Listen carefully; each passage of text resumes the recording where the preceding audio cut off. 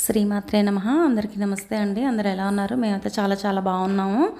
చల్లచల్లని వాతావరణంలో వేడివేడిగా ఏదైనా తినాలనిపిస్తుంది కదా.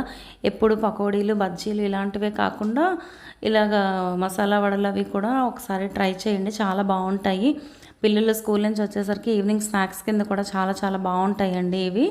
ముందుగా అయితే ఒక గ్లాసు శనగపప్పుని శుభ్రంగా కడుక్కొని ఒక 2-3 సార్లు తగినన్ని నీళ్లు పోసి ఒక 2 గంటల పాటు నాననివ్వండి. ఈ శనగపప్పు నానిన తర్వాత ఇందులోంచి ఒక 2-3 టీ స్పూన్ల శనగపప్పు తీసుకొని ఒక కప్పులో పక్కన పెట్టుకోండి.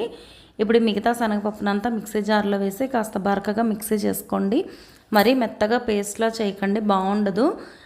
జారుగా అయిపోయి వడ సరిగ్గా రాదనమాట షేప్ అదిని. ఇలా బరకగా మిక్సీ చేసుకున్న తర్వాత మనం పక్కన పెట్టుకున్న శనగపప్పును కూడా అందులో వేసి ఇందులోకి ఉల్లి చెక్కు, కరివేపాకు, కొత్తిమీర, అల్లం తరుగు, అలాగే పచ్చిమిరపకాయ చెక్క కూడా వేసుకున్నానండి. ఉల్లిపాయ చెక్క ఎక్కువగా వేసుకోండి, ఇందులో చాలా చాలా బాగుంటుంది. అలాగే ఒక 2 టీ స్పూన్ల వరిపిండి కూడా వేసుకున్నాను. 1 టీ స్పూన్ జీలకర్ర, రుచికి సరిపడినంత ఉప్పు వేసి బాగా కలుపుకోండి.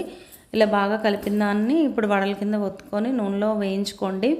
ఇవైతే చాలా చాలా బాగుంటాయండి. మా ఇంట్లో మేము ఎక్కువగా చేసుకుంటూ ఉంటాము. మా పిల్లలు కూడా చాలా ఇష్టంగా తింటారు వీటిని. అలా అని మరీ ఎక్కువ కారం కూడా వేసేయకుండా ఉంటే పిల్లలు ఇష్టంగా తింటారండి. చాలా బాగుంటాయి. చేసుకోవడం చాలా సులువు కదండి.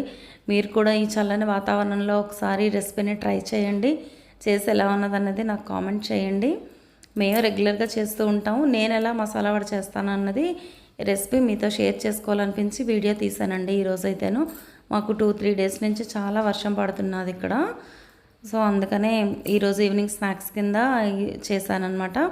ఇలా బాండి పెట్టుకొని ఆయిల్ పోసుకొని ఆయిల్ వేడైన తర్వాత ఈ వడలు వేసుకొని గోల్డెన్ బ్రౌన్ కలర్ వచ్చే వరకు వేయించుకోండి, సరిపోతుంది. మరీ ఎక్కువగా వేయించినా బాగుండవండి. ఇలా గోల్డెన్ బ్రౌన్ కలర్ వచ్చాక తీసి పక్కన పెట్టేసుకోండి. పైన క్రిస్పీగా లోపల మెత్తగా చాలా చాలా బాగుంటాయండి వడలు. మీకు కనుక ఈ వీడియో నచ్చినట్టయితే లైక్ చేయండి, షేర్ చేయండి, ఎలా ఉన్నదన్నది కామెంట్ చేయండి. మీరు కూడా మీ ఇంట్లో ట్రై చేసి ఎలా వచ్చిందన్నది నాకు కామెంట్లో చెప్పండి. మరిన్ని మంచి మంచి వీడియోస్ మీకు ఇవ్వడానికి నేను ప్రయత్నిస్తాను. మరిన్ని మంచి వీడియోస్ మీకు అందించాలనుకుంటే నా ఛానల్ని సబ్స్క్రైబ్ చేసుకోండి. ఇలా మంచి మంచి వీడియోస్తో, మంచి మంచి రెసిపీస్తో మీ ముందుకైతే నేను వస్తాను. తప్పకుండా సపోర్ట్ చేస్తారని నేను అనుకుంటున్నాను. మరిన్ని మంచి వీడియోస్ కావాలన్నా లేదా మీకు ఏదైనా కొత్త వంటకం కావాలన్నా నాకు కామెంట్లో చెప్పండి. ఆ వంటకం నేను తయారు చేసి మీకు వీడియో రూపంలో పంపిస్తాను. థ్యాంక్ యూ సో మచ్ అండి. Please subscribe to my channel Lalitha kitchen and talks. Thank you.